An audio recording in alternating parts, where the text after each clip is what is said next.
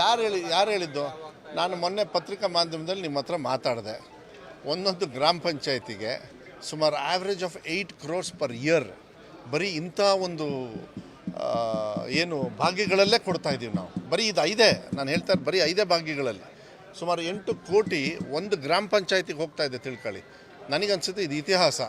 ಅದ್ರ ಜೊತೆಗೆ ಈಗ ಬೇರೆ ಅಭಿವೃದ್ಧಿ ಆಗ್ತಕ್ಕಂಥದ್ದು ಆಗಲೇ ಅದನ್ನ ನಾವೆಲ್ಲರೂ ಕೂಡ ನಾವೇನೇನು ಕಾರ್ಯಕ್ರಮ ಮಾಡಿದ್ದೀವಿ ಅದಾಗಲೇ ಶುರುವಾಗಿದೆ, ಅದಾಗ್ತದೆ. ಸರ್, ಕುಮಾರಸ್ವಾಮಿ ಅವರು ಒಂದು ಮಾತಾಡಿದ್ದಾರೆ ಸರ್, ಯಾರ್ದೋ ದುಡ್ಡಲ್ಲಿ ಎಲ್ಲಮ್ಮ ಜಾತ್ರೆ ಮಾಡ್ತಿದ್ದಾರೆ, ಜನರುಗಳ ದುಡ್ಡಲ್ಲಿ ಇವರು ಗ್ಯಾರಂಟಿ ಇದರಲ್ಲಿ ಒಂದು ರೀತಿ ಜಾತ್ರೆ ಥರ ಸಂಭ್ರಮ ಮಾಡ್ಕೊಂಡು ಬರ್ತಿದ್ದಾರೆ ಕಾಂಗ್ರೆಸ್. ನೋಡ್ರಿ, ನಾವು ನಮ್ಮ ಕಾರ್ಯಕ್ರಮಗಳ ಬಗ್ಗೆ ಮಾತ್ರ ಮಾಡ್ಬೋದೇ ಹೊರತು ಎಲ್ಲಮ್ಮನ ಜಾತ್ರೆ ಮಾಡಿ ನಮಗಂತೂ ಅಭ್ಯಾಸ ಇಲ್ಲ.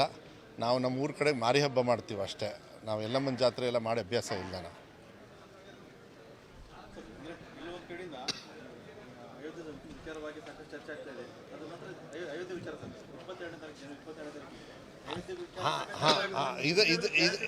ಇದನ್ನು ಕೇಳಬೇಕಾಗ್ತದೆ.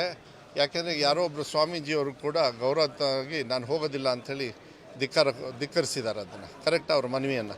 ಅದ್ರ ಬಗ್ಗೆ ಅವರು ಯಾರು ಶಂಕರ ಮಠದ ಸ್ವಾಮೀಜಿಗಳು ಯಾಕೆ ಮಾಡಿದ್ದಾರೆ ಅಂತೇಳಿ ಕೇಳಿ, ಯಾಕೆ ಮಾಡಿದ್ದಾರೆ ಅಂತ ಕೇಳಿ, ಅವ್ರಿಗೆ ಗೊತ್ತಾಗ್ತದೆ. ಅದಕ್ಕೆ ನಾನು ಅದನ್ನೆಲ್ಲ ಹೆಚ್ಚು ಚರ್ಚೆ ಮಾಡೋದಕ್ಕೆ ಹೋಗೋದಿಲ್ಲ. ನಾವು ಕೂಡ ರಾಮನ ಭಕ್ತರೆ, ಇಲ್ಲಿಂದನೇ ನಾವು ನಮಸ್ಕಾರ ಮಾಡ್ತೀವಿ. ನಮಗೆ ಹೆಚ್ಚು ಪಾಲು ಆಶೀರ್ವಾದ ಮಾಡ್ತಾನೆ ರಾಮ.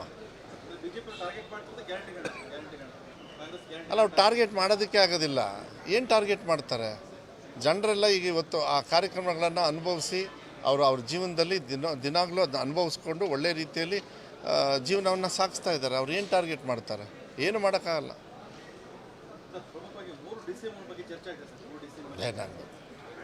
ನಮಗೀಗ ಚರ್ಚೆ ಆಗೋದು ಯುವ ಭಾಗ್ಯ, ಯುವನಿಧಿ. ಓಕೆ. ಅನುಕ್ಷಣದ ಸುದ್ದಿಗಳಿಗಾಗಿ ವಿಸ್ತಾರ ನ್ಯೂಸ್ ಯೂಟ್ಯೂಬ್ ಚಾನೆಲ್ ಸಬ್ಸ್ಕ್ರೈಬ್ ಮಾಡಿ. ಹೊಸ ಸುದ್ದಿಗಳ ನೋಟಿಫಿಕೇಶನ್ಗಾಗಿ ಬೆಲ್ ಐಕಾನ್ ಕ್ಲಿಕ್ ಮಾಡಿ. ಲೇಟೆಸ್ಟ್ ಅಪ್ಡೇಟ್ಸ್ಗಾಗಿ www.vistaranews.com ವೆಬ್ಸೈಟ್ಗೆ ವಿಸಿಟ್ ಮಾಡಿ. ಅಂಗೈಯಲ್ಲೇ ಜಗತ್ತಿನ ಸುದ್ದಿ ತಿಳಿಯಲು ವಿಸ್ತಾರ ನ್ಯೂಸ್ ಕನ್ನಡ ಆಪ್ ಡೌನ್ಲೋಡ್ ಮಾಡಿ.